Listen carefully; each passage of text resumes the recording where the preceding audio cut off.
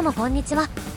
今回は FA18C 初期型に乗って空 RB やります。この機体は BR12.7 のアメリカの課金ジェット戦闘機です。アメリカツリーには3機の FA18 が実装されていますが、アムラームを装備するのは3の FA18C 後期型のみで、それ以外の2機はスパロー止まりになっています。FA18A と C 初期型の違いは武装面が主で、機体性能では大きな違いはありません。C 型は A 型より軽量化されているといった噂もありますが、少なくともオーサンダー内では統一重量の設定になっています。オーサンダーの A 型は垂直尾翼に補強があり、リーディングエッジエクステンション上のフェンスがありません。実機はフェンスも後付けで追加されています。A 型と C 型では搭載できるスパローの数とスパローの型が異なります。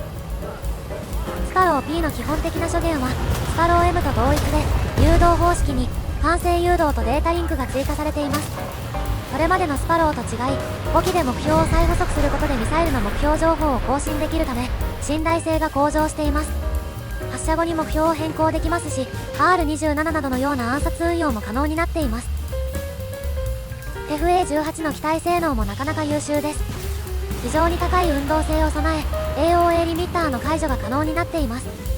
加速性能も良好な部類ですが、旋回時のエネルギー喪失が大きめなので、無駄な旋回を繰り返すと速度をすぐに失ってしまう点には注意が必要です。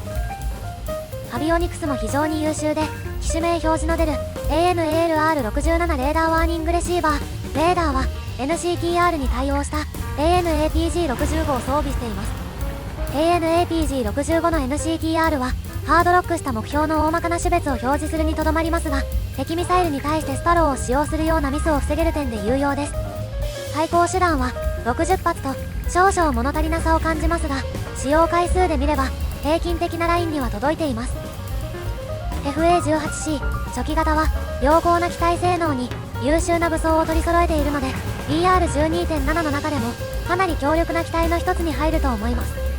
欠点らしい欠点が最高速度の低さとエネルギー喪失の大きさぐらいしかありません。さすがにボトムマッチではセミアクティブレーダーホーミングミサイル止まりなのが苦しいですが、うまく立ち回ることができればそれなりには戦えます。そんなわけでマッチ環境を踏まえると FA18C 初期型よりも FA18A の方が活躍させやすいかなと感じます。 PR が一段低いので 13.7 の相手をしなくて済みますし、 11.3 ともマッチします。武装面が多少弱くなったといっても、それ以外のアビオニクスや機体性能は変わっていないので非常に強力です。とりあえず語りたいことは語ったので試合に移ります。ということで、1戦目は 12.7 から 13.7 のボトムマッチ、マップはロッキーキャニオンです。ボトムマッチではアクティブレーダーホーミングミサイルが飛んできますが、敵の位置をレーダーで把握しておきたいので上昇しました。セミアクティブレーダーホーミング止まりの本機がボトムマッチで正面戦闘を行うのは苦しいので、敵集団ではなく、それから少し外れた敵機を狙います。フォックスは目標との距離がかなりあるので、発射したら一度ロックを外して管制誘導に任せます。レーダーワーニングレシーバーに右前側からのミサイルの反応があったので回避起動。先ほど発射したスパローは無駄になりそうです。スパロー P のデータリンクはアムラーム等のアクティブレーダーホーミングミサイルとは異なり、ソフトロックでの中間誘導はできず、ハードロック時の目標情報更新として機能します。先ほどスパローを発射した目標に再度スパローを発射しますが、今度は警告の地形に隠れて誘導を切られてしまいます。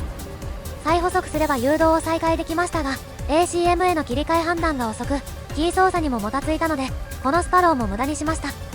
最近キーバインドを変更したのでまだ慣れきっていません。3度目の正直でもう一度スパローを発射。タグがあったのか描写が遅れていましたが無事に命中。 SU34 にはシビアダメージが入っているので、後方の FA18 の対処に移ります。今は旋回中でロックできるか怪しいですが、こちらに向かってくる形になりそうなので ACM を立ち上げてロックオン。フォックスは高度が低いのでマルチカス回避が怖いですが、こちらにも無事命中して撃墜。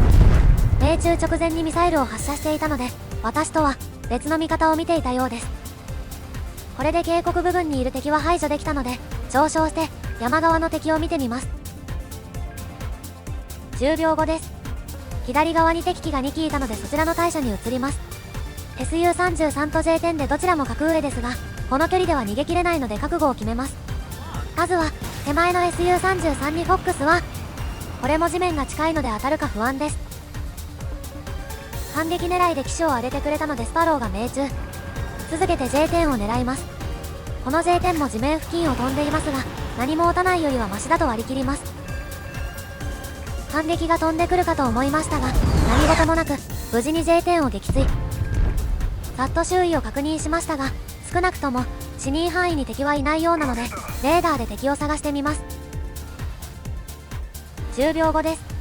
敵機と思わしき反応をレーダーでロックオンすると同時に、レーダーワーニングレシーバーに F14 の反応。表示的に F14 の方が近いです。レーダーを切り、F14 の下に潜り込むように高度を落としてから、フォックス2。正面なので気がつかれないと良いのですが、無事に命中。気づくのが遅かったようです。後方からは先ほどロックオンした JF17 が来ています。現状の装備でアクティブレーダーホーミング持ちの JF17 の相手は厳しいので、このまま逃げます。後ろを取られているので、下手に旋回して距離を詰められるとかなりまずいです。その後はなんとか JF17 から逃げ切って前線飛行場に着陸できました。結局私が再出撃する前に味方が JF17 とネッツの2機を撃墜、敵陣営全滅でこちらの勝利です。少し短いのでもう1試合やります。2試合目は 12.0 から 13.0 のトップ寄りマッチ。マップはベトナムです。この試合でもスパローの遠投を狙ってみましたが、敵フェニックスからの反応があったので誘導を諦め、回避に専念しています。直接この機体とは関係しない話ではありますが、フェニックスは RB の環境とマッチしていないように感じます。30秒かけてゆっくり加速するので、用意ドンで試合の始まる RB では開幕 BVR ぐらいでしか使える場面がありません。相手の立ち回りを制限できるという意味ではフェニックスもありだと思いますが、武装構成の制限が大きく、それに見合うかと言われると微妙な気がしています。ということでフェニックスは回避できました。40秒後です。レーダーで敵機を探していると正面に F14 が表示されたのでこれを狙います。フォックスは横切る形の目標なのでロックが外れないように祈りながら誘導します。無事に命中して F14B を撃墜。敵はマップ中央にいるようなのでそちらに向かいます。そんなこんなで1分後です。